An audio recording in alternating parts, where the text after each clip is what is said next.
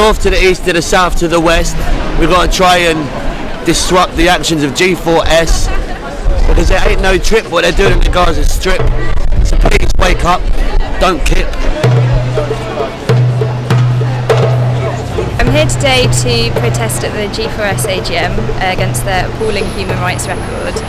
One of the things that I'm particularly concerned about is their use of restraint on people, which recently led to the death of Jimmy Mabenga, but even before that, in 2004, there was a death that occurred at a secure training centre, which was Gareth Mayat. He was a 15-year-old boy, and he was restrained by two adults. I think he'd refused to clean the sandwich toaster in the secure training centre, and he was restrained, and he choked on his own vomit and died, which shows that the company's not very concerned about keeping to human rights when it's dealing with people in detention.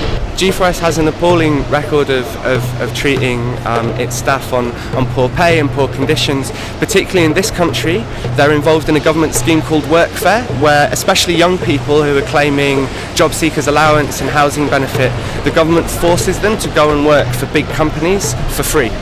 So this is basically free labour for some of the country's biggest and most profitable companies, and G4S uses this workfare labour. It's said to the government that it should be picked to run this scheme, because it promised that if people didn't show up for their workfare placements, that they would promise to arrive at the person's door within a couple of hours. I think young people should definitely be involved in this campaign, partly because of the kind of Palestinian issue and how they affect youth in Palestine.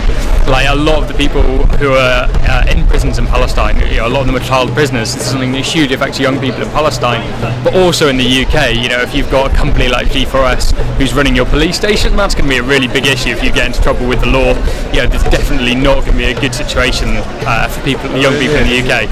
G4S, from what we understand, is complicit in keeping notorious interrogation centres such as the Al Jalain prison operational, and we know that in those prisons children are kept in solitary confinement.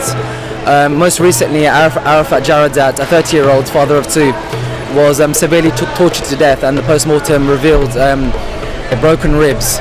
So we believe that Israel is responsible for war crimes, torture, genocidal acts, mass murders, and G4S now, a British Danish security firm, is complicit because it's providing the security apparatus which allows Israel to carry out its war crimes. A load of us have bought shares, so we've all got a share each, and we're going in as shareholders, and we've got some plans to disrupt the AGM as it's going on. G4S! What a bloody mess! G4S! What a bloody mess! They're taking apart our public services, they're taking on lots of projects that used to be funded by the local authority, they're acting as a private police force. Obviously they run prisons, detention centres, they've just recently got a contract to run a sexual assault and rape crisis centre essentially in Birmingham, and they're a for-profit company, and that just doesn't make any sense to me. These are basic kind of human rights issues, they're violating them in their quest to make money out of people. I think the questions we've got to be asking the government is we've got to say that privatisation is already proving disastrous, but handing control of public services to a company with such a bad human rights record is really quite frightening.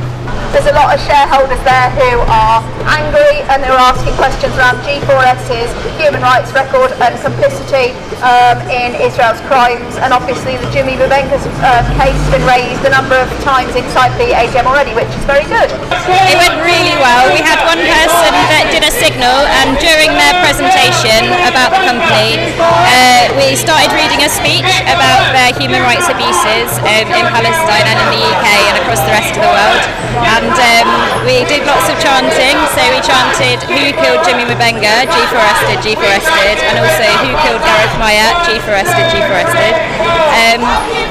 We all got dragged out by security quite quickly, but before we did that we managed to unfurl a banner which said stop G4S at the front desk, so I think it went really well. We campaigned against Ahava. Now Ahava was an Israeli company that sold dead sea salt products from occupied land.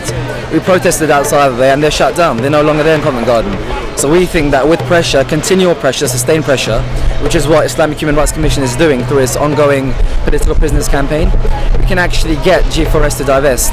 And so far it has been successful. So we welcome G4S terminating or saying that they're going to terminate key contracts in 2015. But what we're saying today is that that's not good enough. They need to divest completely, and that's why we're here today. So today we've seen an incredible coalition of people come together because of the different ways in which G4S are involved in human rights abuses. So we're from War on Want, an anti-poverty and human rights charity. We've also got anti-deportation campaigners, Palestine campaigners, anti-cuts campaigners. A huge range of people come together here today to protest against G4S.